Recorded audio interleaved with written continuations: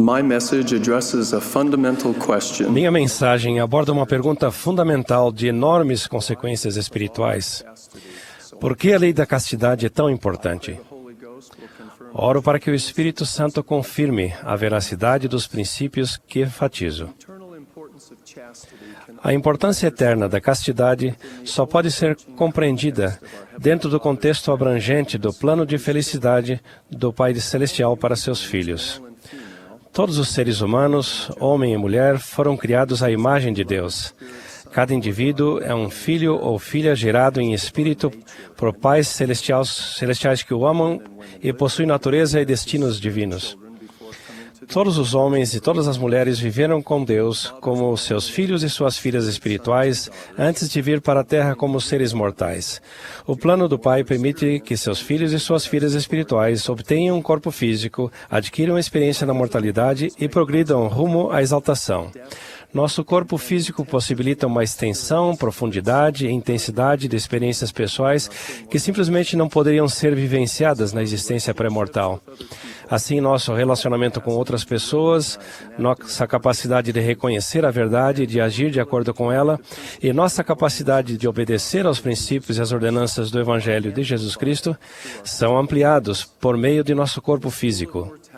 Na escola da mortalidade, vivenciamos a ternura, o amor, a bondade, a felicidade, a tristeza, a decepção, a dor e até os desafios das limitações físicas, de modo a preparar-nos para a eternidade.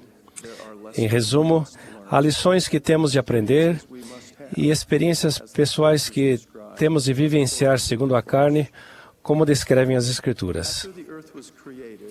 Depois que a Terra foi criada, Adão foi colocado no Jardim do Éden.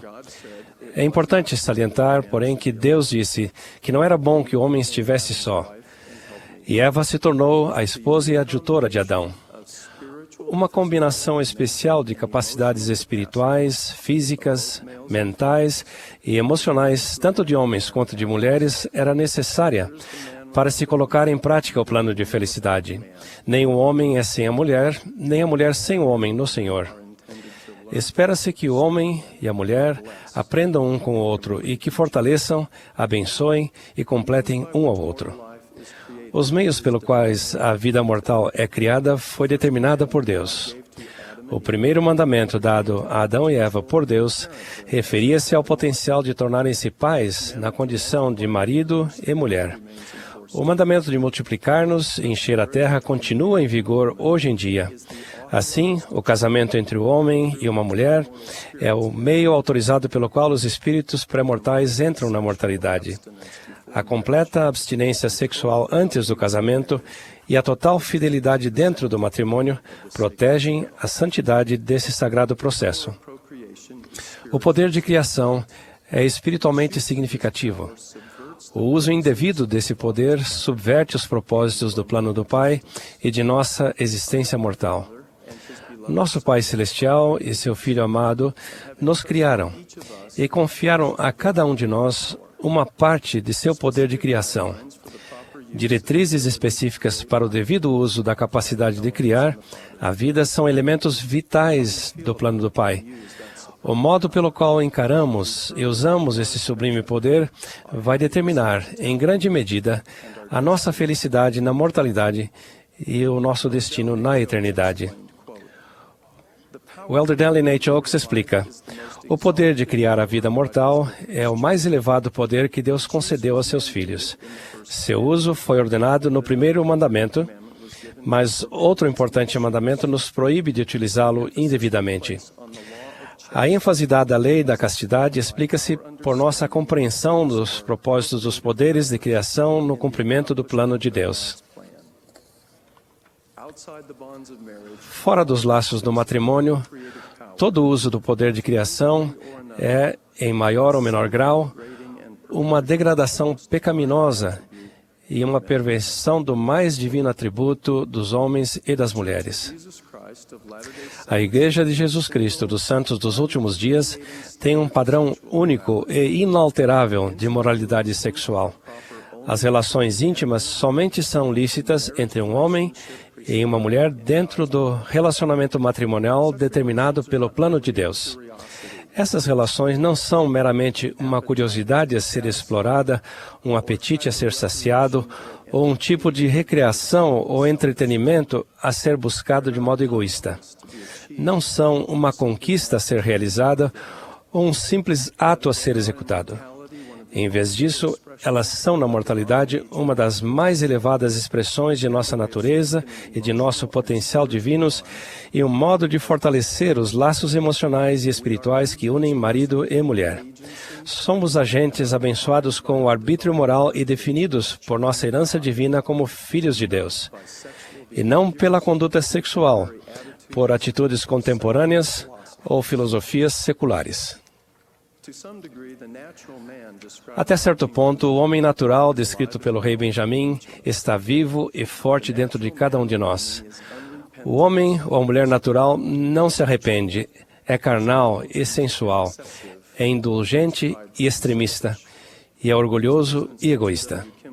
Como o presidente Spencer W. Kimball ensinou, o homem natural é o homem terreno, que permitiu que as rudes paixões animais sobrepujassem suas inclinações espirituais. Em contraste, o homem ou mulher de Cristo é espiritual e domina todas as paixões, é moderado e controlado, e é benevolente e altruísta. Os homens e as mulheres de Cristo se apegam à palavra de Deus, negam-se a si mesmos e tomam sua cruz, e prosseguem com firmeza pelo caminho estreito e apertado da fidelidade, da obediência e da devoção ao Salvador e a seu Evangelho. Como filhos e filhas de Deus, herdamos dele capacidades divinas. Mas, neste momento, vivemos num mundo decaído. Os próprios elementos dos quais nosso corpo foi criado são, por natureza, decaídos e estão sempre sujeitos à atração do pecado, da corrupção e da morte. Consequentemente, a queda de Adão e suas consequências espirituais e temporais nos afetam mais diretamente por intermédio de nosso corpo físico. No entanto, somos seres duais, porque nosso espírito é a nossa parte eterna contida no tabernáculo de um corpo físico que está sujeito à queda. Como Jesus salientou para o apóstolo Pedro, na verdade, o espírito está pronto, mas a carne é fraca. A exata natureza do teste da mortalidade, portanto, pode ser resumida na seguinte pergunta: vou seguir as inclinações do homem natural e vou ceder aos sussurros do Santo Espírito e me despojar do homem natural, tornando-me santo por meio da expiação de Cristo, o Senhor? Esse é o teste. Todo apetite, desejo, propensão e impulso do homem natural pode ser sobrepujado por meio da expiação de Jesus Cristo. Estamos aqui na Terra para desenvolver qualidades semelhantes às de Deus e para dominar todas as paixões da carne. O plano do Pai visa prover orientação para seus filhos, a fim de ajudá-los a ser felizes e levá-los em segurança de volta à presença dele, com um corpo ressuscitado e exaltado. O Pai Celestial deseja que estejamos juntos na luz e tenhamos plena esperança. Em contraste, Lúcifer se empenha em fazer com que os filhos e as filhas de Deus fiquem confusos e infelizes, prejudicando o progresso eterno deles. O abrangente intento do pai das mentiras é de que todos nos tornemos tão miseráveis como ele próprio. Lúcifer deseja que, no final, fiquemos sozinhos, nas trevas e desprovidos de esperança. Satanás trabalha incansavelmente para distorcer os elementos mais importantes do plano do Pai. Ele não tem um corpo e seu progresso eterno foi interrompido. Assim como a água que flui pelo leito de um rio é barrada por uma represa, da mesma forma, o progresso eterno do adversário foi estancado por ele não ter um corpo físico. Devido à sua rebelião, Lúcifer negou-se a si mesmo todas as bênçãos e vivências da mortalidade que são possíveis por meio de um corpo de carne e ossos. Ele não pode aprender as lições que somente um espírito com corpo pode aprender. Ele fica incomodado com a realidade de uma ressurreição universal e literal de toda a humanidade. Um dos fortes significados da palavra condenado no contexto das Escrituras é ilustrado por sua incapacidade de continuar a se desenvolver para tornar-se semelhante ao Pai Celestial.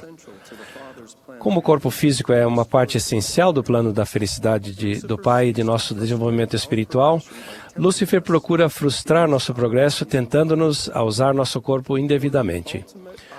Uma das maiores ironias da eternidade é a de que o adversário, que é miserável justamente por não ter um corpo físico, incite-nos a compartilhar sua miséria pelo uso indevido de nosso próprio corpo. Justamente a ferramenta que ele não possui é o alvo principal de seu empenho para atrair-nos para a destruição espiritual. A violação da lei da castidade é um pecado grave e um uso indevido do nosso tabernáculo físico. Para aqueles que conhecem e compreendem o plano de salvação, a profanação do corpo é um ato de rebelião e uma negação de nossa verdadeira identidade como filhos e filhas de Deus. Ao olharmos para além da mortalidade e para a eternidade, é fácil discernir que os relacionamentos ilícitos defendidos pelo adversário são temporários e vazios. Alma aconselhou seu filho Siblon a fazer com que todas as suas paixões fossem dominadas para que ele se enchesse de amor.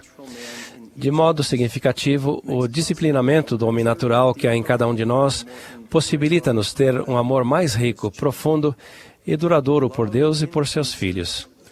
O amor aumenta ao ser restringido em retidão e diminui com a indulgência impulsiva.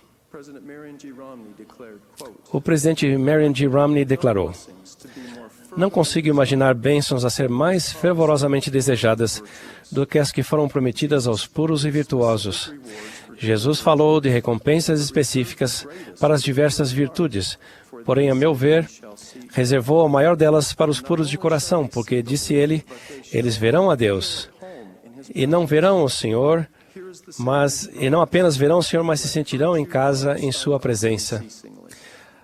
Aqui está a promessa do Salvador, que a virtude adorne teus pensamentos incessantemente, e então tua confiança se fortalecerá na presença de Deus. Também nos foi prometido que, se buscarmos o caminho da virtude, o Espírito Santo será nosso companheiro constante. Assim, o cumprimento da lei da castidade proporciona as maiores bênçãos que os homens e as mulheres podem receber na mortalidade. A devida confiança espiritual na presença de familiares, de amigos, de membros da igreja com quem convivemos e, por fim, do Salvador. Nosso anseio inato de inclusão é satisfeito em retidão ao andarmos na luz com esperança. Alguns de vocês que recebem esta mensagem precisam se arrepender de pecados sexuais e de outros pecados. O Salvador é muitas vezes chamado de o Grande Médico, e esse título tem significado tanto simbólico quanto literal. Todos já vivenciamos a dor associada a uma ferida ou lesão física.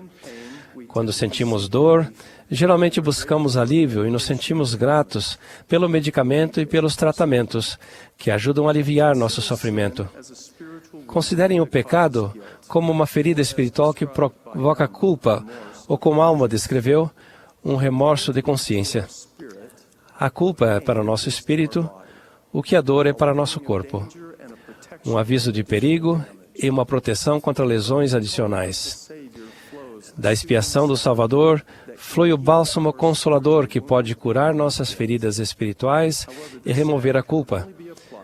Contudo, esse bálsamo somente pode ser aplicado por meio dos princípios da fé no Senhor Jesus Cristo, do arrependimento e da obediência constante. Os frutos do arrependimento sincero são paz de consciência, consolo e cura e renovação espirituais. Seu bispo ou presidente do ramo é o médico espiritual assistente que está autorizado a ajudá-los a arrepender-se e a ser curados. Lembre-se, porém, de que a extensão e a intensidade do seu arrependimento deve corresponder à natureza e à gravidade de seus pecados, especialmente para os santos dos últimos dias que estão sob um convênio sagrado. As graves feridas espirituais exigem tratamento prolongado e um período de tempo para que a cura seja completa e plena. A doutrina que descrevi pode parecer antiquada e fora de moda para muitas pessoas deste mundo que cada vez mais zomba da santidade da procriação e minimiza o valor da vida humana. Mas a verdade do Senhor não é alterada pela moda, pela popularidade ou pelas pesquisas de opinião pública. Prometo que essa obediência à lei da castidade aumentará nossa felicidade na mortalidade e possibilitará nosso progresso na eternidade. A castidade e a virtude são hoje, como sempre foram e como sempre serão, algo mais caro e precioso do que tudo. Presto testemunho disso, no sagrado nome do Senhor Jesus Cristo. Amém.